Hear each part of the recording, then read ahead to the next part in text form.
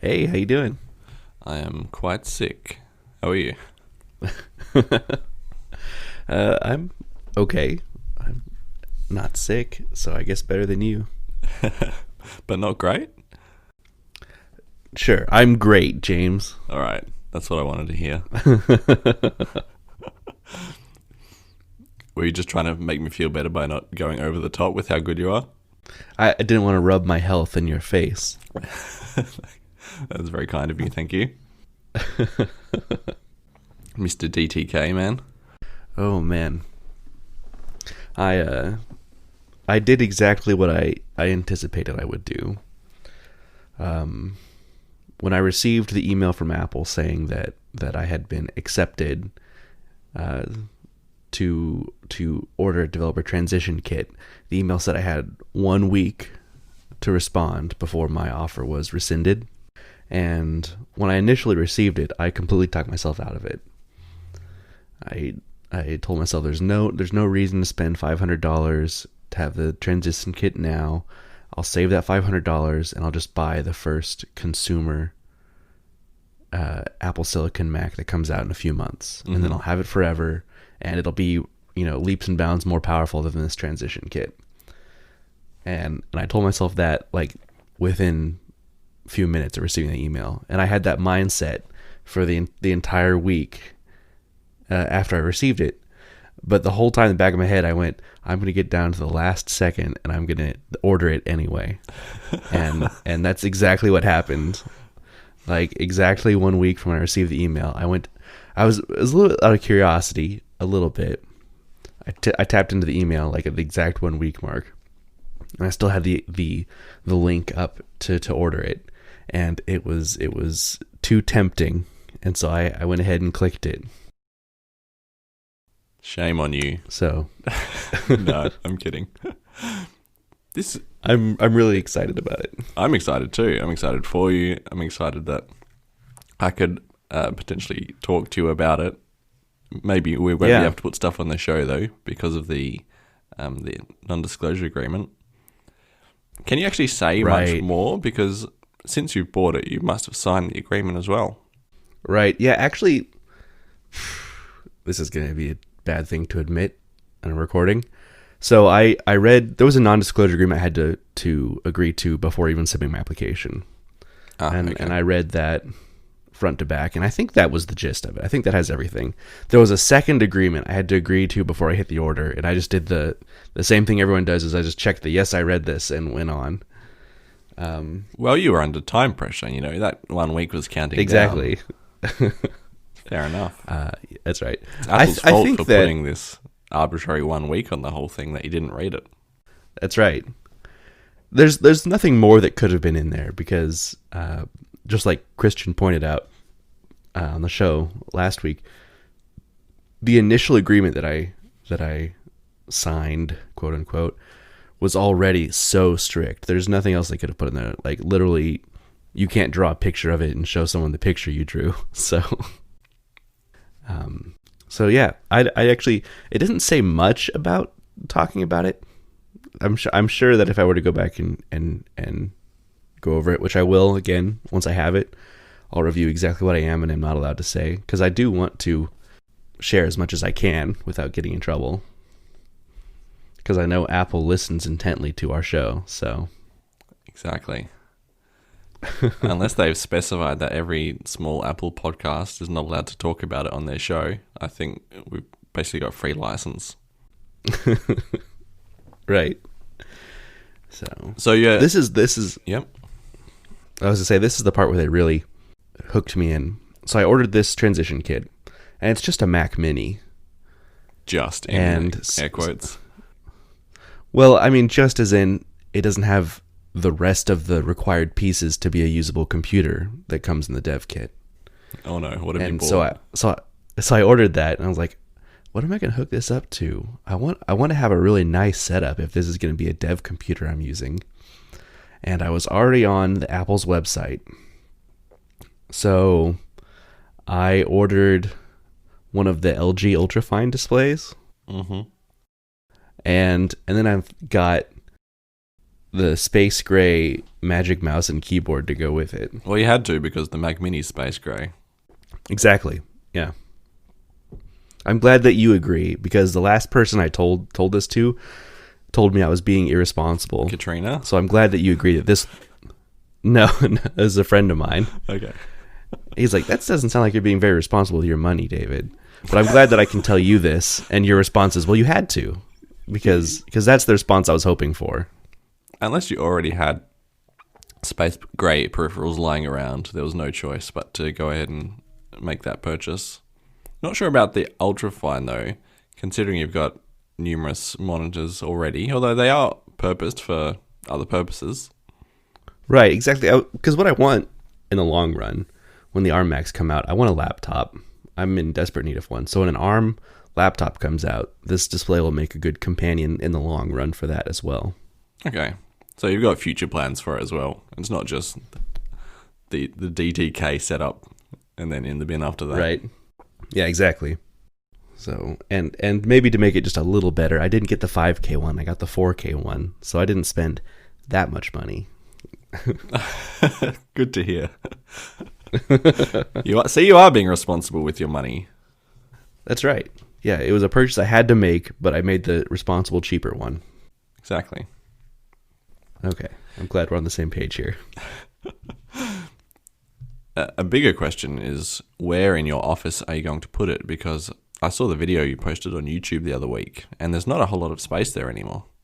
Right. Well, what you didn't see in that video is my new office that I'm working out of now. Ah, the video was from the previous office. Right. Right. But this one is smaller than my last one. Yeah, I thought you said that in the video. Right. I've got some thoughts. There's a spot that I think I could maybe fit another desk. I'm thinking about retiring my Mac Pro already, though. Oh, that's a shame. Do you not get the use out of it? Or is it the noise? It's a loud computer. No, it's actually great in most ways when it's working. I don't have any issues with performance. I still feel like it's completely usable even when I'm building things in Xcode and have multiple simulators going and all of that. I think it's a really great setup. My hang up is just the hassle of having to continuously patch versions of Mac OS to run on hardware it's not supported.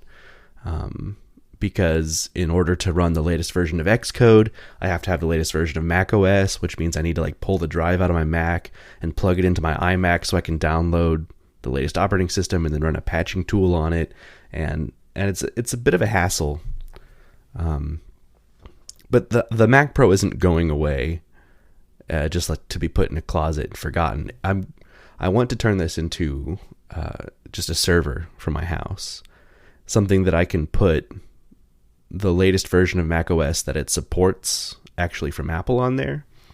And as long as it's not running Xcode and requiring the latest version of macOS, that's fine. It'll just be like a media server for my house, and I'll maybe have some scripts running on there, maybe some bots or something. But other than that, it'll just be tucked away. And then I have a whole free desk that I can use for a newer Mac. That sounds like a good plan.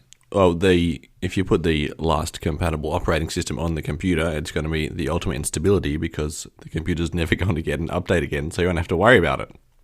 So That's you can right. potentially just sit somewhere running forever and not even have to reboot, unless Apple releases how they sometimes release a patch for an old set of the OSs. Right. So, and the latest version it supports is Mojave, so it's reasonably up to date still, even if I don't try to patch it. My only concern with the plan is that the power consumption on this thing just to sit running might be quite high compared to, say, like a Mac Mini server. That's fair. I don't know. I'll have to keep an eye on it.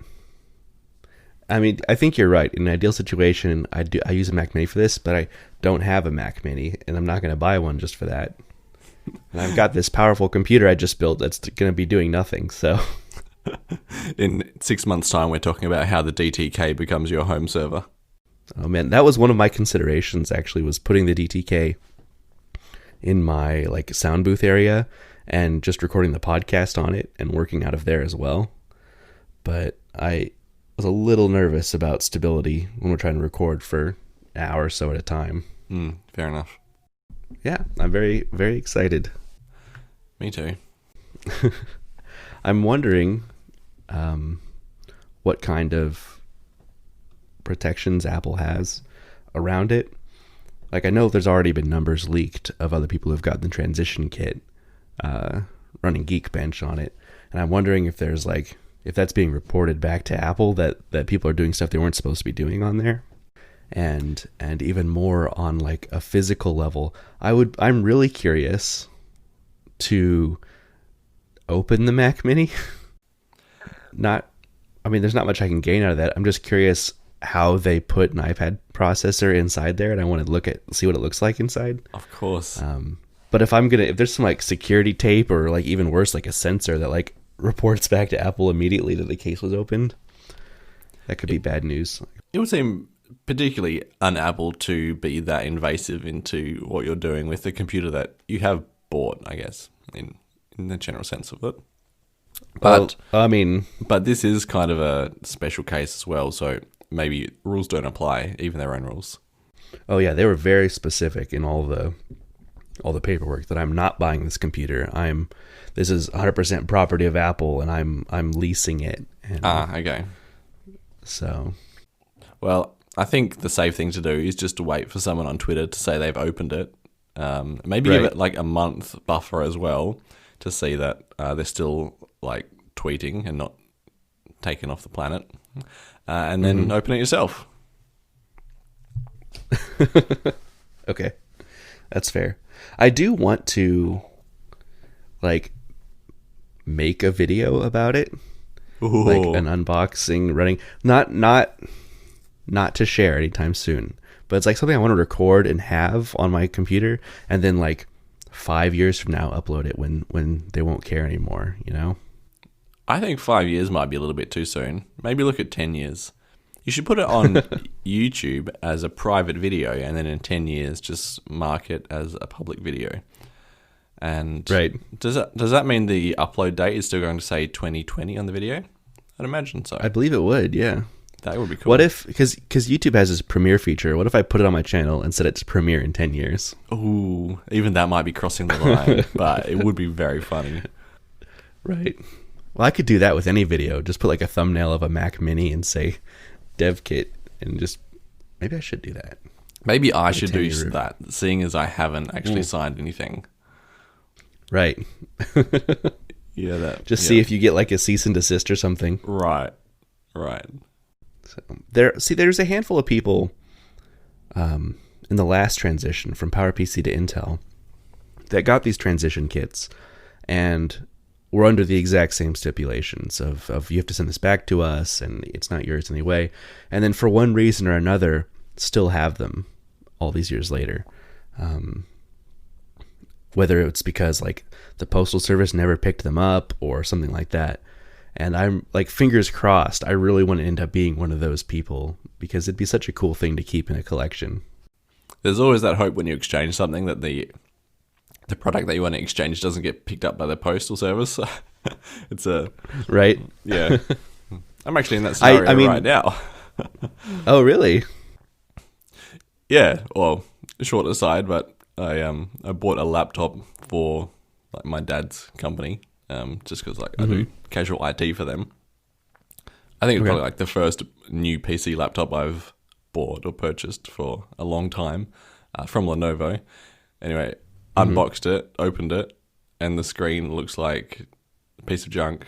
Like every second line is distorted, and there seem to be dead pixels all over the place. So, top experience buying PC laptops.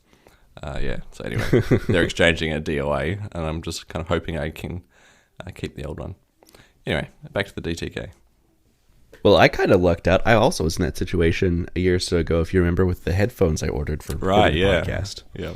I have luckily been able to keep both sets of headphones they sent me. I've never gotten a follow-up email or a shipping label or anything, so maybe I've used up all my luck in that regard already, and now there's no way I get to get away with it twice. So the return situation on the DTK, it's not that clear. They want it back. But will Right. there I be think some there- sort of compensation, such as there was last time? I haven't read anything to that effect, but I also skimmed the last section of it, so I'll keep an eye out. But I haven't heard anyone say that that's the case, so I don't think I missed something. I think that if that is going to happen, they haven't announced it yet. Do you remember if last time they did it, if it was pre-announced that they would be giving developers an actual computer in exchange, like before the program started? Or was it another case of give us money for this thing and like consider it money spent for now? Well, I know at the keynote they didn't say anything, and I certainly wasn't privy to whatever the developer agreements were at the time, so I'm not sure how that was handled. Okay, I think we'll just have to hope for the best. Yeah. Either way, I'm going to end up with a new ARM Mac, I'm sure, because I really do want to get back into a laptop. What else do we have on our pre-show for our WWDC follow-up? Oh yeah, you mentioned the back of the phone tapping. Yeah. That's kind of neat. So you can double or triple tap the back of the phone, and just through the accelerometer, I guess, it'll sense that and action a shortcut or a bunch of other built-in functionality. Right. Yeah, I have mine set up right now. A double tap hops me into the multitasking view, and a triple tap pulls down Command Center. Oh, nice. I could imagine trying to jump straight into the Home app, because that's when I'm always, I know it's in Control Center, but it's like a slide and a holdy tap, and then you got the controls. Whereas I want light switches to act a little bit quicker. So I think I might put that there. As for the triple tap, though, not too sure what I would set for that. How do you find it day to day now? You've had it for a couple of weeks. Yeah, I've been using it for a couple of weeks, and I'm not in the habit of using it at all, is my problem. Okay. Although, yeah, my real problem is maybe I need to come up with more useful things, because I very rarely jump actually into the multitasking view. Mm-hmm. If I'm multitasking, I'm usually swiping just into the last app or something across the bottom. Yeah, me too, come to think of it. I mean, back in the Touch ID days, you're always seeing the multitasking view, because you like double tap, it pops up, and then you choose the previous app.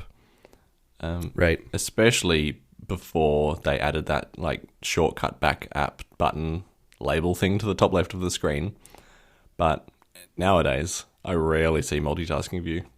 Right, yeah. So that might be factoring into it somewhat. The only times I remember I have it on is when I accidentally trigger it, because I just like out of boredom or whatever, I'm tapping the back of my phone. I accidentally like pull down Control Center on myself. Better not set it to any like call emergency services then, or anything like that. Right. You've kind of already got a shortcut for that though, don't you?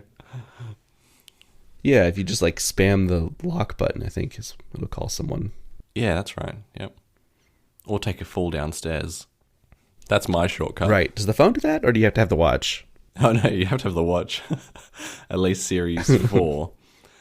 Right. But yeah, it's probably not the ideal shortcut for getting to emergency services, is it? Just fall down the stairs. Just swan dive. And I see you've got a note here about local shortcuts on the Apple Watch. I was kind of excited by this because I think maybe WatchOS 3 had at least the shortcuts app on the watch, where it would have a list of your shortcuts and you could tap on the button. And then I'm just having another guess, maybe WatchOS 4, they removed the shortcuts app from the watch, and then the only way you could trigger them was with your voice. But now we've got a double win in that we're getting the shortcuts app back on the watch, but also it'll execute the shortcuts locally. So instead of having to do a round trip via Bluetooth or Wi-Fi or something slow to the phone to run the shortcut, it'll do the math on the watch itself. And hopefully that means the things I use all the time are going to be quicker. Actually, I can't in particular remember too much what I used shortcuts for on the watch back then.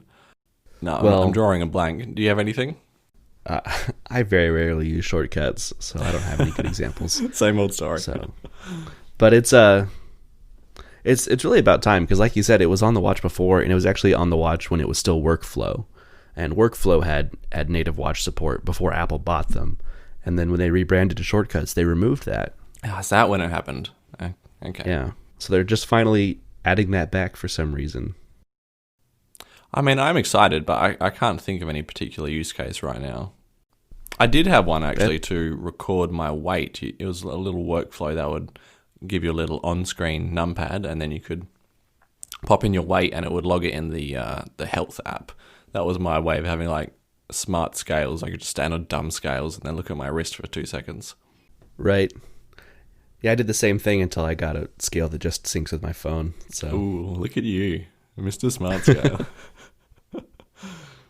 It's a really like cheap, terrible scale. I actually got it from a friend because he said it was so bad he didn't want to use it anymore. I'm like, oh, I'll play with it. And it's some like Chinese company I've never heard of, and it's got a companion app on the iPhone that still has like iOS 6 design language. Nice. Well, maybe they'll be current next year. Right. It's still scaled to like a very small phone screen. Oh, I love those apps. But it somehow still is able to like interface with the health app. So all that's still working. And more or less it works okay. The only issue is that like I have to pull my phone out and open that specific app and then step on the scale and then it'll connect, and so maybe less convenient. And also that the Chinese government knows all your vitals, but besides that, it's fine. That's true. It does have like those like whatever the metal pads that like get other information like BMI or whatever else I can measure from that. So that could be cool. Well, it's probably not any faster than what you're doing, since I have to pull the app out and open it up every time I step on the scale. It's probably just as quick to just, tap the weight into your watch or something. If I wanted a smart scale, I would want to stand on it with no devices and just like go to my phone in half an hour and my weight would be there. If that wasn't the experience, then I'd be happier with just typing it in on my watch, which I nearly always wear. Right. So you'd want a scale that's like internet connected. Yeah, Internet of Scales. I'm sure that exists. So I wanted to play a little game with you before we got into the show. Okay. Is it how to pronounce something? No. It's related to watchOS 7. So I've been using watchOS 7 for a couple weeks now, and I haven't. And it's got the new hand washing trigger to encourage you to wash your hands for at least 20 seconds. Oh no. Do I have to make sounds? And so, no, you don't have to make any sounds. But as I've gone about just my day-to-day routines in the last couple of weeks, I've found a handful of activities that aren't washing your hands that will trigger it. And I want to play a game with you and see how many of these things you can guess that trigger the hand washing on the Apple Watch. A lot of them are they make a lot of sense if you think about it. Like, what kind of things would put your hands in kind of a repetitive motion and make like a wet or like a squelching soap sound? I don't even want to start to guess. Besides the obvious. All right, we'll move past number one for you, David, just to save us all. Okay, we'll go right past that. So a repetitive motion and a soapy squelching sound.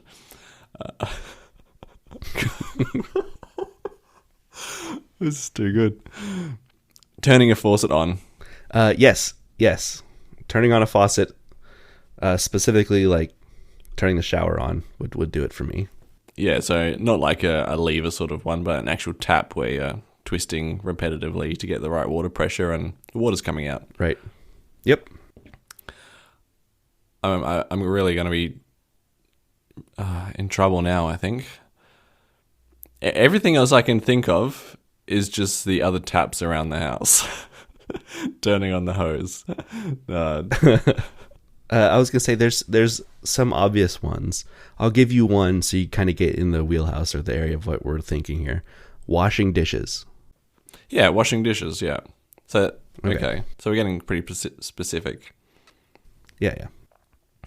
Washing dishes. I don't know. Wiping down the dishwasher because you've got the water sound. You've got a repetitive action. Maybe you don't have a dishwasher if you're washing dishes by hand, though. I don't. Oh, I do. I can't say that wiping down the dishwasher specifically. I will kind of give this to you, though. I have a more general one. It's just moving your hands in any way in proximity to running water. Okay. Doesn't that about encompass them all, or is there more than that? Well, it's more of like just a general, like, I was walking down the hallway and my son was washing his hands in the bathroom and my watch went off. Ah, gotcha. So, like, literally any repetitive motion and water nearby, like mopping the floor or, walking past a shower, walking past someone else doing the dishes. Brushing teeth. Brushing teeth, okay. You got a pretty squelchy sort of teeth brushing technique then? Or do you apparently you don't leave the water running, do you? No, I don't leave the water running. Okay, good. Putting lotion on. You put the lotion on the skin? Okay.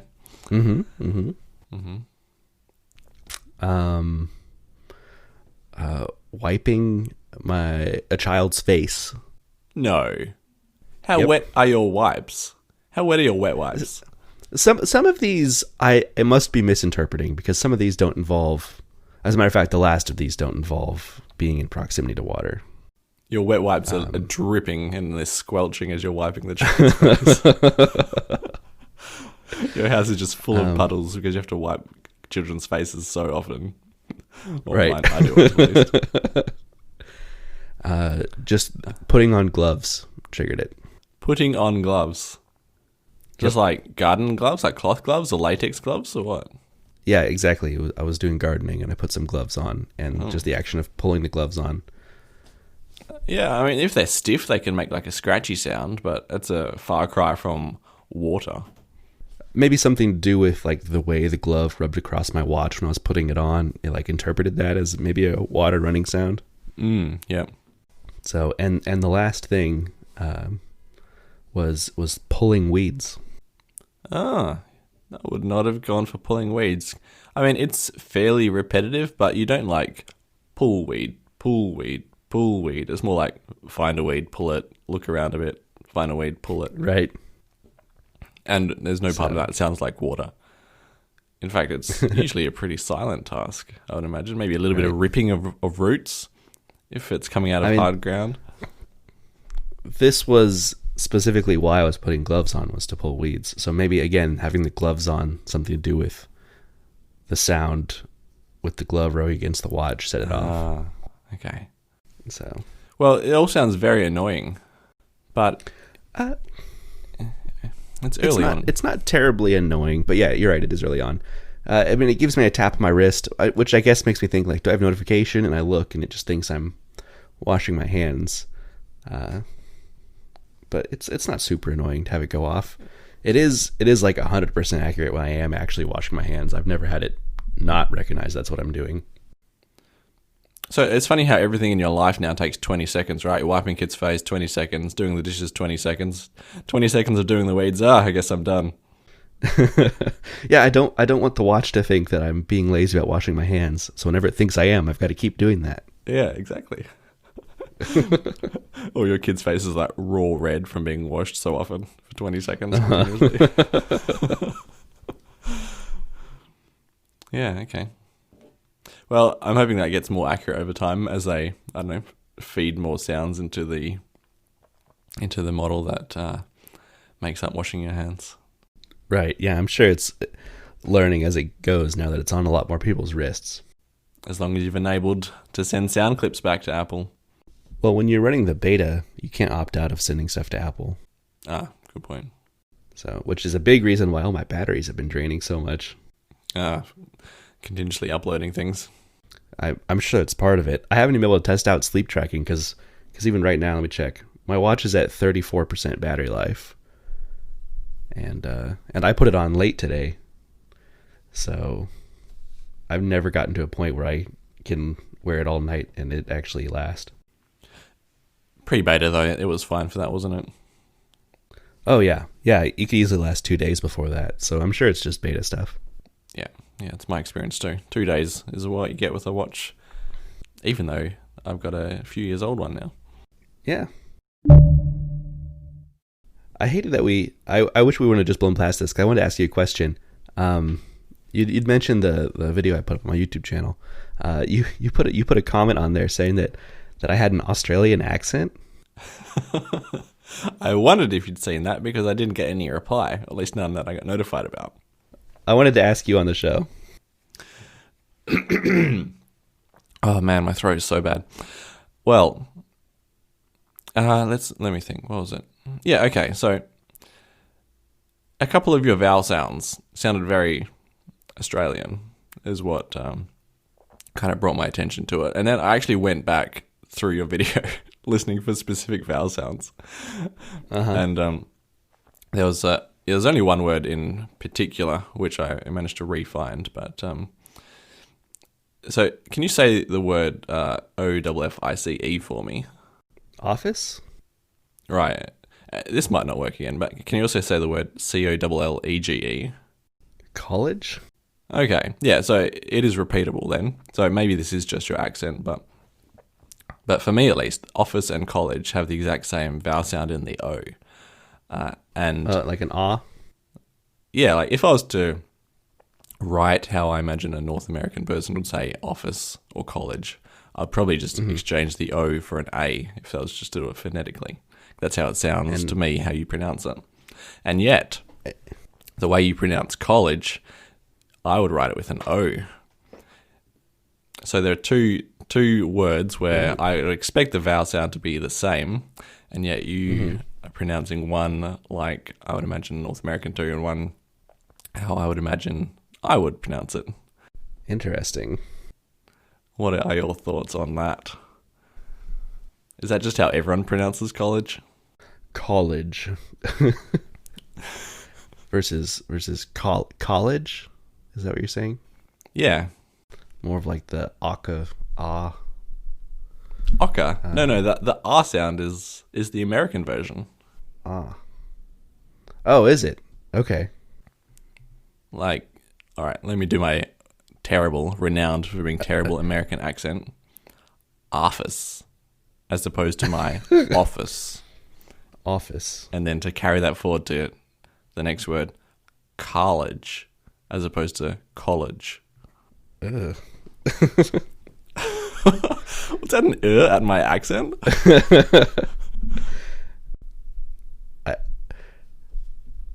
It doesn't sound good. Not your accent, just the like that to pronounce the words that way in my mind. But maybe that is how I say them when I just speak quickly. Can you say them again for me? I just want to get my ear in. Sure. Office and college.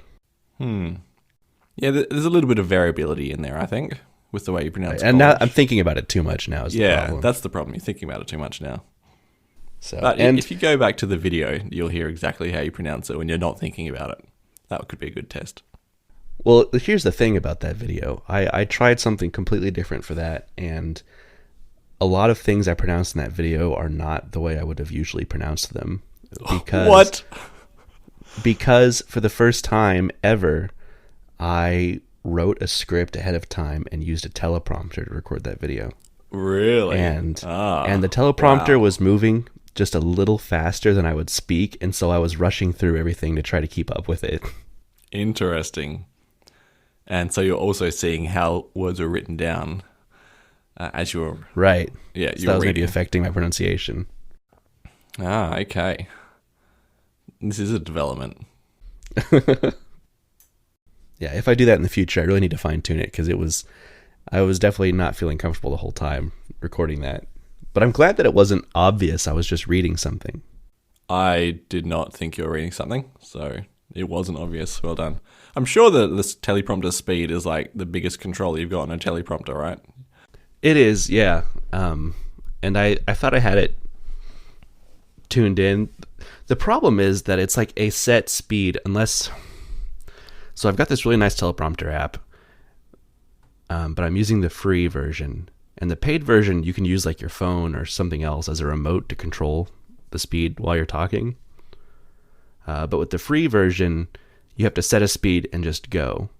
And so if I want to take a minute to really like emphasize one sentence, I'm suddenly behind and I've got to try to catch back up. Okay. So maybe the solution would have been to record it in a bunch of takes instead of like, I want to do this all at once. And so that I could have broken it out and pieced it back together in post.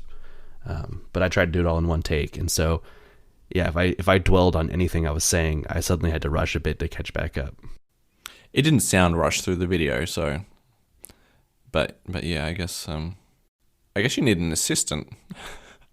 Could you grab one of the kids and pull them in? Like, when Daddy gives the nod, hit pause. Maybe. I really just need to, like, it's a really nice app. I really just need to pay the $5 whatever for the pro version, and then I can have my phone in my hand and be controlling the playback as I'm talking. So the teleprompter, it's on your iPad. You're reading off your iPad. Right. Is the iPad also recording the video? Yeah. Actually, so that was my initial setup.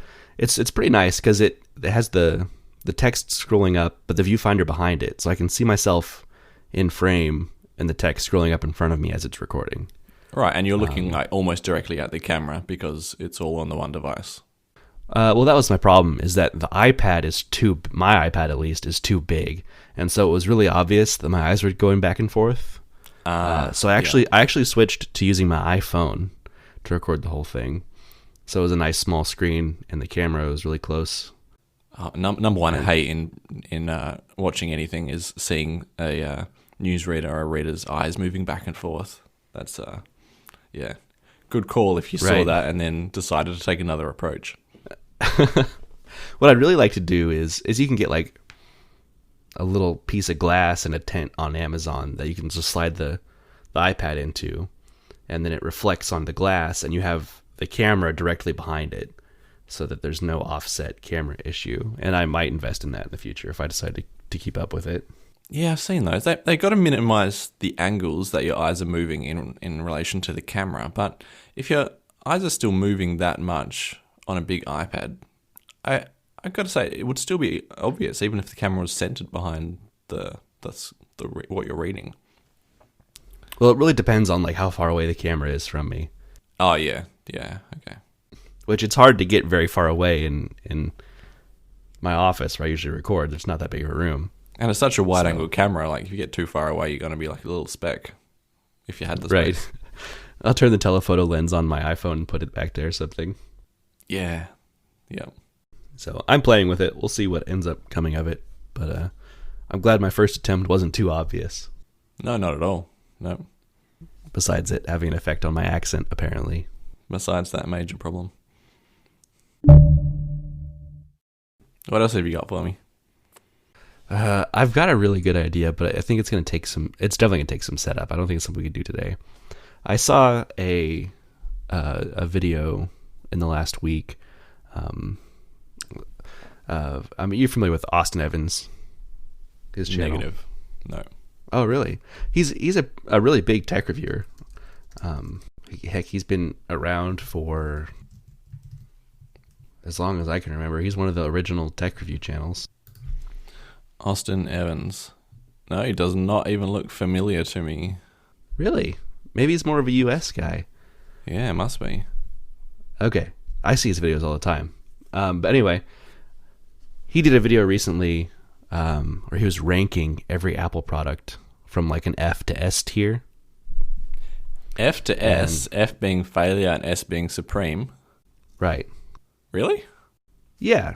So he had things like, like the MacBook Air. What tier product is the MacBook Air? And he pretty heavily favored that one. He thinks it's a good value.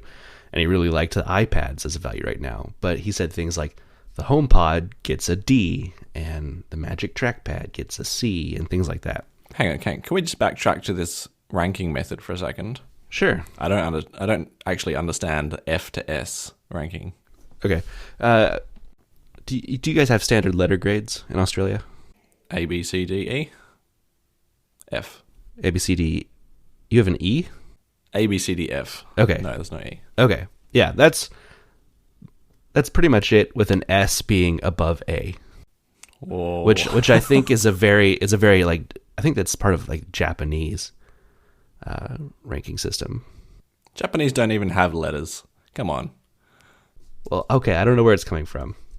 All right, so we're talking S, A, B, C, D, F. You're letting me down, James. This is a very standard ranking scale that people use all the time. Hey, just because I don't know something doesn't mean I'm letting you down. No, you don't know Austin Evans. You don't know the ranking scale. Look, A, B, C, D, F is even an out-of-dated ranking scale. So I'm not surprised I've never heard of S, A, B, C, D, F. It's out of date? Do you guys use something different now? Yes, definitely, yeah. If you could just transpose everything in the next few minutes to distinction, high distinction, what are the others? I can't even remember. It's been so long since I went into school. Academic grading in Australia. Good. There's a Wikipedia article on it. High distinction is the highest. Distinction, credit, pass, and fail. That's all we get. Interesting. Yep. And this was coming in as I was leaving high school, so early 2000s, since we saw ABCDFs.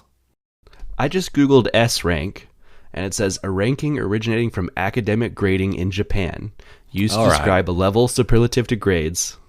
It's above an A. All right, I'll give you that one. I don't agree with it, but I'll concede. Okay, that they have letters in Japan. So anyway, the scale doesn't really matter. It's just from what's the best to worst Apple products right now. They're just ranking them all, whether they're supremely good or bad. And I strongly disagreed with his rankings and a lot of his logic behind them. He gave the iPhone 11 and 11 Pro a D. The 11 Pro a D. Right. The 11 Pro is like the most supreme Apple product that exists. Right. And the SE2 got an A. The SE2 doesn't really represent what an SE should be, and is only just using parts of old manufacturing processes to save money. Okay, so you've got opinions about this too. I have opinions. And I he gave the iPad Air an F. The original iPad Air? Well, the current one they're selling. Okay. iPad Air 3, I guess. He I don't said really know it's anything too old and needed an update, but it's running an A12 processor, the same as iPad Pros, just without the extra graphics cores. It's the same processor that's not only in the iPad Pros, but is also in the developer transition kit, which runs emulated software as fast as a 2015 iMac. Okay. And he gave it a what? An F. An F. Okay.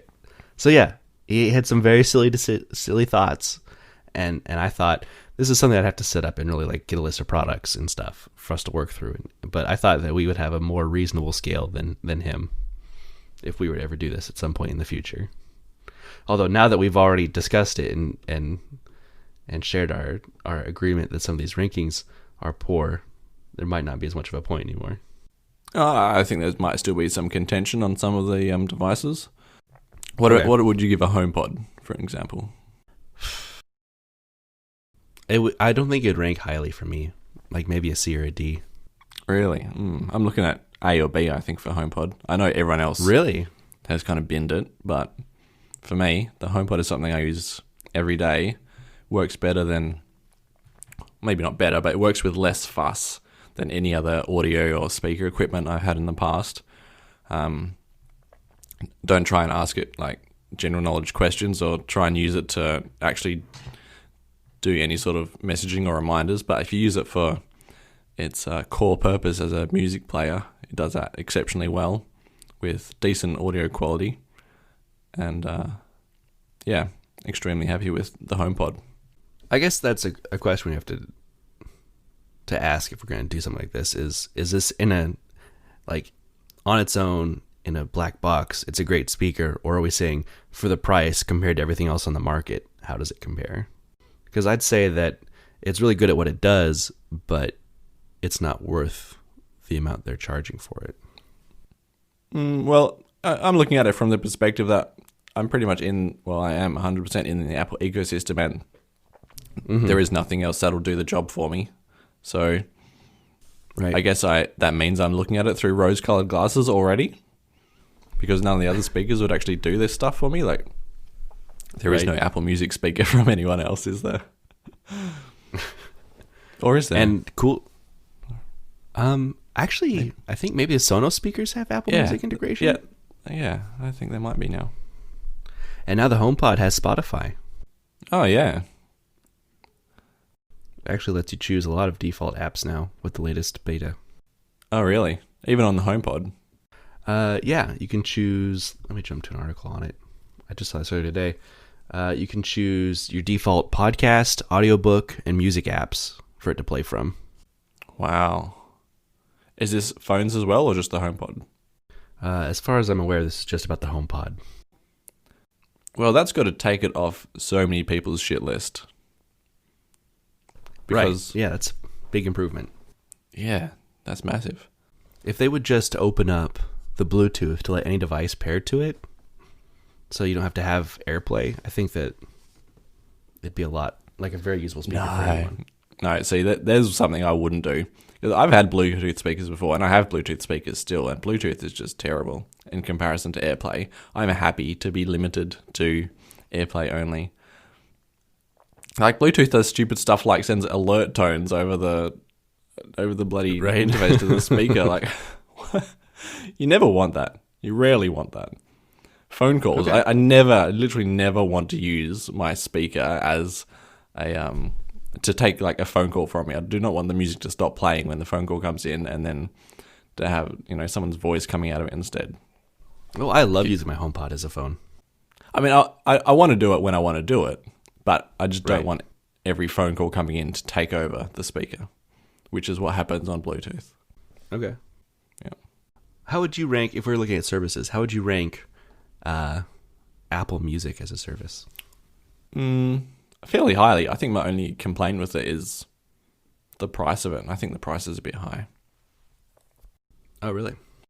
Yeah, I mean, we're talking like 18 Australian dollars for the family plan, so for both me and Yasmin. I don't know. Okay. I guess when you compare it to other services, it's not too high, is it? Yeah, I don't know what pricing looks like over there. I think over here it's fairly competitive, and I've never once had a complaint with it, so I'd rank it very highly as well. And my only complaints are not Apple Music complaints. They like stem back to like iTunes Match, and just the way in that sometimes you can add an album to your library and then go back and look at it 2 months later and it suddenly turned into 2 albums, because I don't know why it does this really, but like someone released a compilation album, and like that compilation album like snatched one of the songs from the original album away into the compilation. Like, oh god, and it has done that for so many years now. Yes.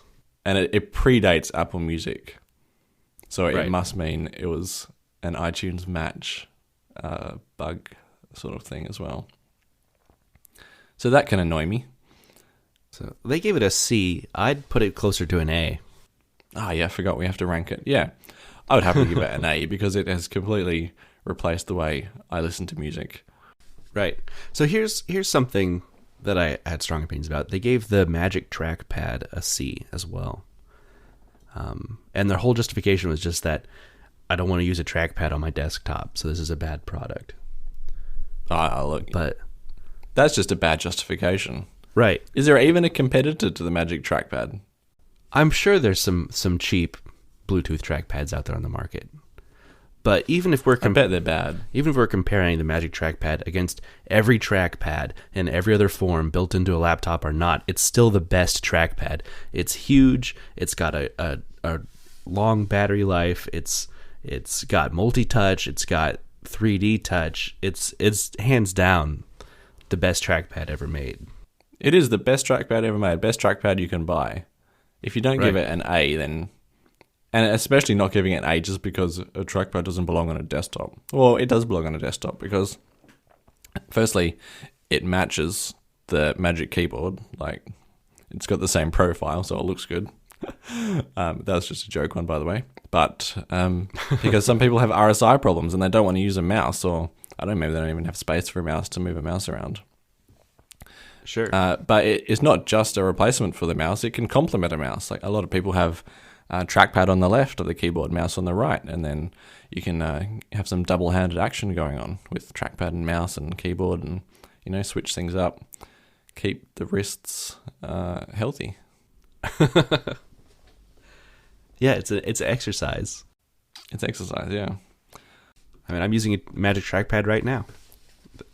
If I'm doing something like actually programming, I always switch to a mouse because I need a little bit more precision to click and drag and select text, and I have a hard time with that with the trackpad. But other than that, okay, I use the trackpad for everything.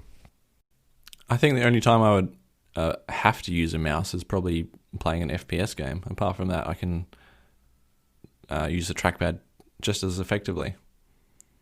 I think it's great, and it solves some of the problems that Apple was trying to solve with the Magic Mouse. I don't hate the Magic Mouse as much as a lot of people do. I know it's not super ergonomic, but I really like the idea that they've introduced multi-touch to it, and I use the multi-touch on my Magic Mouse all the time. That's why I opted to order a Magic Mouse with my dev kit instead of another trackpad.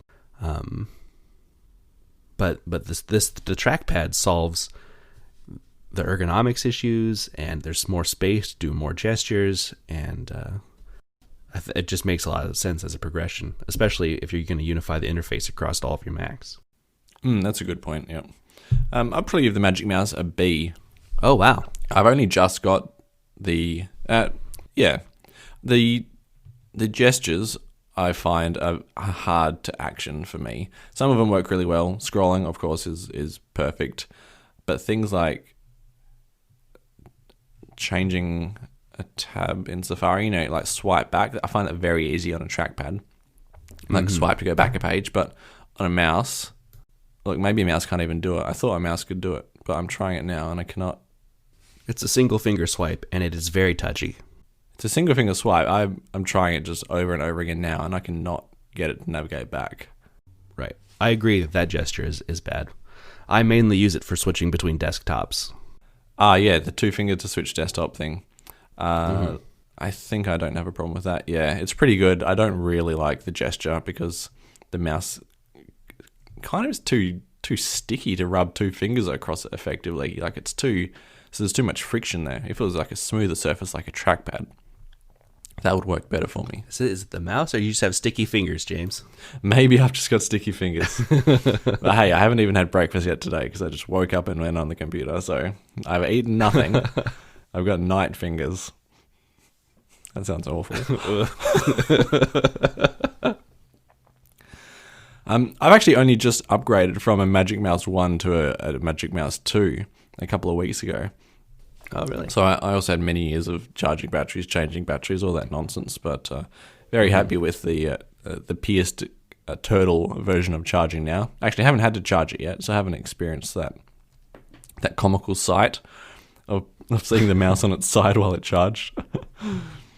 I've got an interesting solution to that. I've got one of the like little iPhone Lightning docks, specifically for when I'm working on an app. I can just dock my phone on my computer and have it load the apps right on my phone for testing. But if my mouse dies, I can just put it into that dock, and it doesn't have to be upside down. It just sits upright, plugged into the dock. Ah, nice. Very aesthetically pleasing then. Still not usable. Yeah, still not usable. What do you think about TV Plus as a service? It has to be close to an F, maybe an E. Really? If I was paying for it, it would definitely have an F. But since I'm not paying for it, maybe it bumps up a couple of ranks. I mean, there's nothing that I watch on it. Right. I can't think of anything now. Mythic Quest, I think, was probably the highlight of TV Plus for me. But now I'm in this limbo of waiting for the next season of Mythic Quest, and there's nothing else that's jumped out. Sorry. I've enjoyed everything I've watched on TV Plus. Mythic Quest is great. The morning show was great. I really enjoyed C. I watched The Banker recently. I thought that was an excellent movie. I'm looking forward to the Greyhound movie with Tom Hanks coming out on there soon. I watch a lot of the content they put on there, and I think it's all excellent. But yeah, the problem is exactly that. You can easily watch everything in Apple's library and then have just nothing to watch. And when it's free, that's fine. But in another couple months, when I have to evaluate whether I want to pay for it, why would I pay for a service where they have no content to offer me?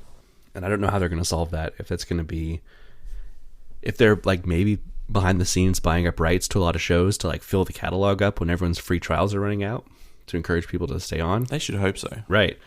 Or if they're going to have some kind of like excellent bundle around that time with bundles music and TV and maybe arcade and news and whatever else, so that it's an easier pill to swallow because you're not paying for one thing, you're paying for the whole package.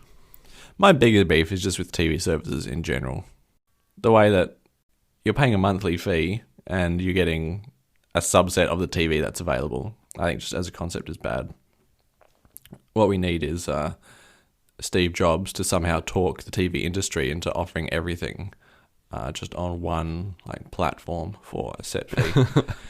But I think that ship has sailed. Yeah.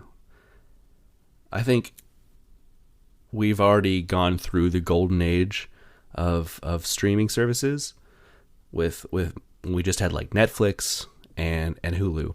And now every single like television station wants their piece of the pie, and they're creating their own streaming service, and they're splitting the content up so much that it's hard to justify paying for any of them. Exactly. Yep. So we're gonna eventually, move past this, and some will give up, and some will consolidate, and then we'll probably be left with Netflix, Disney Plus, right, and whatever HBO is making, and then it might be realistic to subscribe to one or more of them. But for now, I'm going to keep pirating stuff, even for the services I do subscribe to, because it's just easier. It's easier than just streaming it, even when you're already paying for it? Yes, it is. I guess there's nothing wrong with pirating it if you are paying for it. I guess the questionable thing is the fact that you'd still have it after you stop paying. Oh, right. Well, I don't, because I don't hoard digital media. Right. I watch it and then delete it. No, I don't watch and delete. I watch and then finish seeding it, and then I'll delete it. Ah, okay. You're a very kind pirate. These sorts of things are enforced on a lot of sites, so yeah, by necessity, I'm a kind pirate. I think I'm approaching the end of my voice. I'm not sure if you can hear that. I mean, you sound the same to me, but if you're feeling fatigued, I definitely want to hear about your new iPhone before we go. Ah, yeah. I got an iPhone XR. Can you believe? Oh, okay.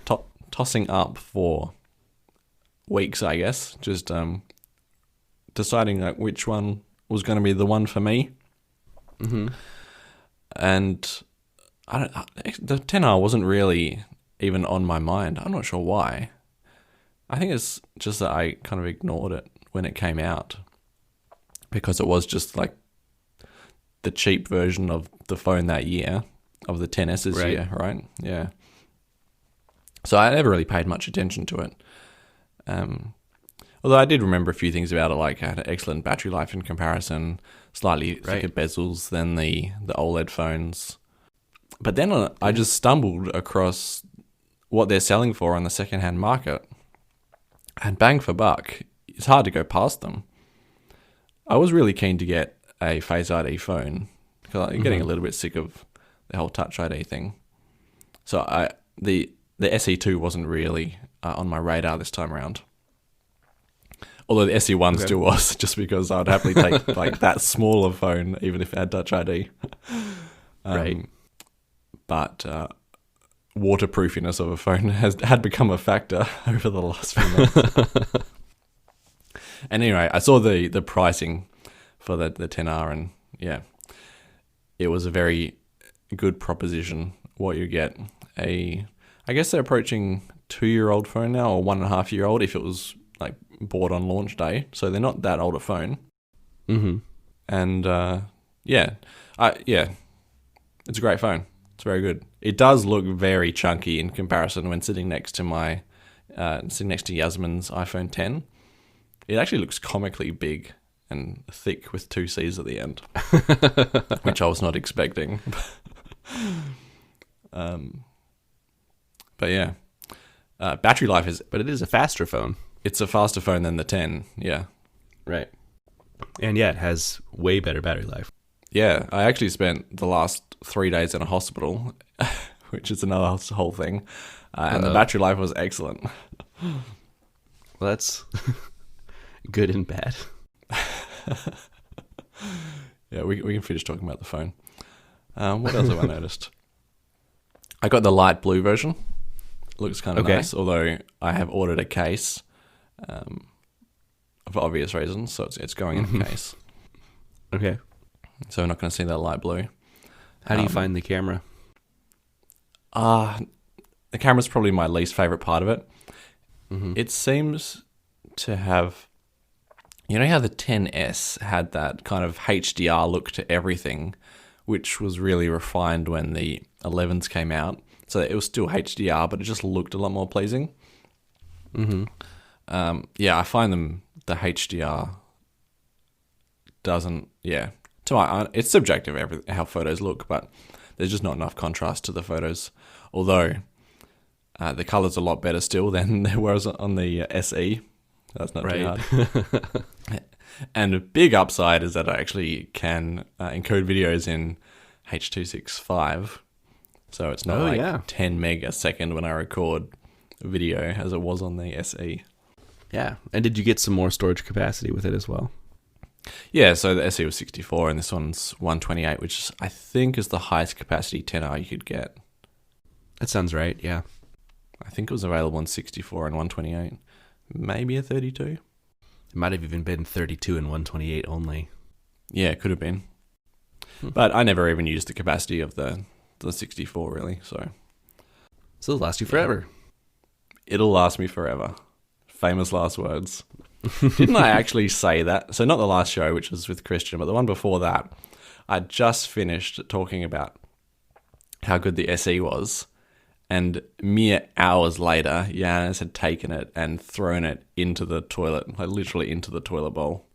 Right. I don't even think you had the show uploaded yet, and you had sent me a text saying that your phone had been destroyed. Yeah, right. Yeah, because I normally upload it that evening, and in the between time, it had been thrown into the toilet. And this was the phone that was supposed to be immortal because it had already been submersed for 30 seconds and survived that whole ordeal. No issues at all. Yeah, with a cracked screen and all. With a cracked screen, yep. Any other questions about the 10R? None that I can think of off the top of my head. Well, we managed to make it through a whole show without talking about anything on the subreddit. Well, good morning. Good morning. All right, well, I'm Jellywoot on Reddit and Twitter. And I'm James VDM on Reddit and Twitter. And you can find us on the subreddit, which I continuously mispronounce, reddit.com/r/the R Apple Show. There's probably I think we have one fan on there who goes in and likes your show post every couple weeks. Yeah, occasionally see something with 4 or 5, but yeah, it's normally around the 3. Yeah. Did you hear the very end of last week's show? Did I hear the very end? I mean, I listened to it, but I don't remember anything that stood out. It's been a couple weeks now. Was there something I was supposed to listen for? There was a few seconds gap after the end, in quotes, and you said something like, "This is where I say all right." And I just kind of cut that out and put it in there a few seconds later. You would have noticed, I think. Yeah, I must have thought it was over and ended the show before I said that. I'll have to go back and re-listen to it now. Yeah, do that. I should save an audio snippet of you saying all right and just stick it after every show now. You just got to go back through all the recordings and pull out all my all rights, and we'll have a super cut. Oh, Imagine. That'll take days. It's only 2.5 years worth of recordings. Oh, is that all? And roughly an hour and a half for every fortnight for 2 years. I can't believe we've been at this for that long already. Doesn't feel like it. No, it doesn't, does it? Will you have the DTK before our next show? It's coming 23rd, right, you said? Yeah, it says 23rd. Hopefully that it's just an estimate. It hasn't actually shipped yet. So maybe it'll ship a little bit earlier than anticipated, and I'll have it in time. Yeah, Apple normally pretty good at meeting or beating shipping dates, so maybe we will. But if not, then you'll just have 2 weeks to talk about it for the following, which could be a good thing as well. Maybe if I get it on the day, I could do a quote-unquote live unboxing on the show. That's how you get away with doing an unboxing, an audio-only unboxing of the DTK. Whoa. And I'll press you into opening the case itself. And then we'll hear the helicopters coming in from afar and... Police, open up! or not even, just the breaking of windows as SWAT comes through. What was that? I'll get Gizmodoed. They'll send the cops in and raid all my computers and take everything I have. Ooh. Oh, no, that would be a disaster. You'd probably see them a few years later in Apple's own archive of computers. I mean, it's no secret that, like, when Steve Jobs was still at Apple, he made them get rid of a lot of their legacy and old stuff they had kept around. I guess just because he had this strong vision of we need to be thinking forward and not looking back ever. And so in the last few years, Apple's actually been buying like old computers and old like System 7 operating systems for the Mac, like just off of eBay. People are like, hey, Apple bought my System 7 disk from me because they just didn't have one. Huh. That's so crazy. They've been slowly trying to, get all that stuff back. How do you know it's Apple? Is their eBay account just called Apple? I don't know if it was the shipping address or something. This was a year or so ago, but it was in one of my vintage Mac like forums I'm in where people were talking about it. So, as a matter of fact, in the latest keynote or WWDC, when they were down in the secret lab and they're talking about Apple Silicon, they had a shelf of old prototypes behind them. Wow. Including like an original iPhone test board and things like that. But they had one, because a lot of Apple prototypes are put in clear cases. And they had a prototype Macintosh SE sitting up on a shelf. But it wasn't actually a prototype SE. It was a reproduction prototype case that's like people in this vintage Mac forum are recreating now and selling so people can put their components in a clear case. And it's got like one very distinct difference from what the prototypes had, and you can tell that they just bought this fake prototype case and put it back there. Ah, wow. So, very cool. Yeah. I bet all the forum users were frothing over that one. Uh-huh. So,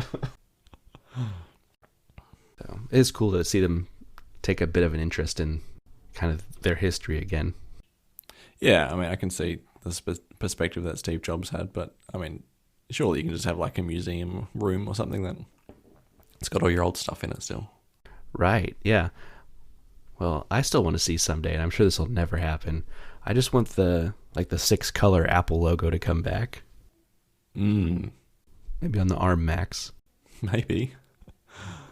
It does look so old-fashioned, but that's just because it was on old computers. Maybe yeah. I'm sure if it was on modern Macs as well, we wouldn't think of it as quite so old-fashioned. Although it does look a little bit retro as well. Maybe they just rejigger the design a little bit to make it a slightly more modernized version of it. Johnny Ive, though, what would he think about that? Well, Johnny is gone, so he doesn't get a say anymore. He doesn't get a say, but he can have his thoughts. I don't know what Johnny's doing. Like, Love From still doesn't exist. It exists. Look, you can go to lovefrom.com and it loads a blank page. Right. Pure white page. Right, that's very deliberate. Everything that you need to know is there. This is the ultimate like minimalist website. Yeah, this is a statement. This is their design ethic. This is their history. This is their currently announced products. You can't contact them because they don't want that. I could go on. If you don't know how to get in contact with Johnny Ive, you can't afford Johnny Ive. That's the motto. It's written on their white walls in white ink. Right. So, I mean, this is a deliberate web page. Like, it's got updated security certificates. This isn't a 404. This isn't a not found. This is a deliberate, like, white background they've put here. So, just looking at the source is HTML in brackets and then HTML in close bracket. Yep. Ultimate minimalist. Does he, in fact, need to have that there? Could he... yeah, I'm not sure how the page would be interpreted if he doesn't have the open and close of HTML. Some browsers might interpret it weirdly. Yeah, I was going to say, I think most browsers don't need open closed HTML, but maybe if you looked at an Internet Explorer, it'd do something weird. Yeah, IE5 shows like an error message. So it's like, oh, well. Right. I guess we'd better conform to W3C. All right. I'll say goodbye and I'm going to go make some like lemon and honey water. All right. Sounds good. Talk to you later. Talk to you later. See ya.